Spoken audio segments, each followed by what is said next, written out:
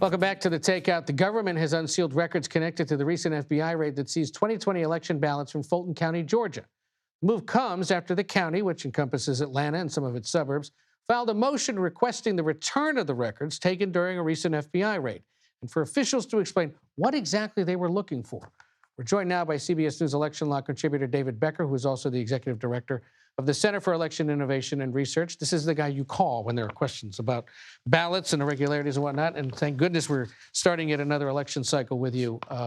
But as you were saying during the break, a lot earlier than we normally would because this stuff is kicked up so soon. It's only February, Ed. It's incredible. Give us a sense. This is a 22-page release here.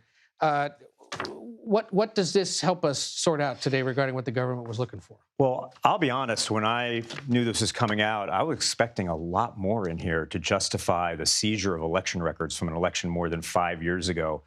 And it's pretty weak, I mean, to be perfectly honest. In this affidavit signed by an FBI agent justifying that they had probable cause to believe that there was evidence that related to the commission of a federal crime, they basically admitted there's no intent. Their own studies that they cited in there said there was no intent to do anything wrong, and intent is a necessary element of proving any federal crime.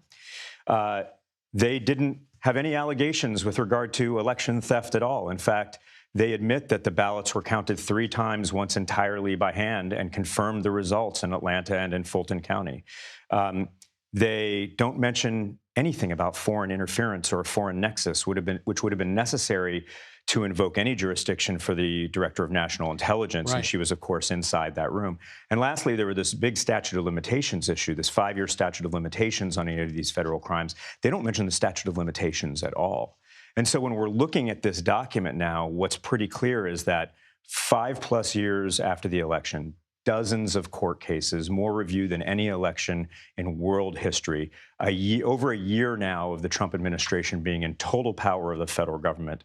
And all they could possibly allege in this affidavit, if you take it at its word, is that there was some human error on a long night working an election in the middle of a global pandemic, and that error didn't have any impact on the outcome of the election. I mean, that's what they detail here at length, is the idea that one hand count got one number, another got another, but as you point out, what they ultimately conclude is it didn't change the result. That's right. Biden still won, Trump still lost. It's not that unusual for little human errors to happen here or there. 2 ballots get stuck in the scanner, and the numbers might be off a little bit here or there. But ultimately, you know, this election was decided by 11,779 votes. We remember the call that President Trump made to Secretary of State Raffensperger. Yeah. That's a pretty big margin in this world, and there was absolutely no review, no recount the multiple times. These ballots have probably been counted more than any ballots in American history at this point. Real quick, with the 40 seconds we have left, this happens.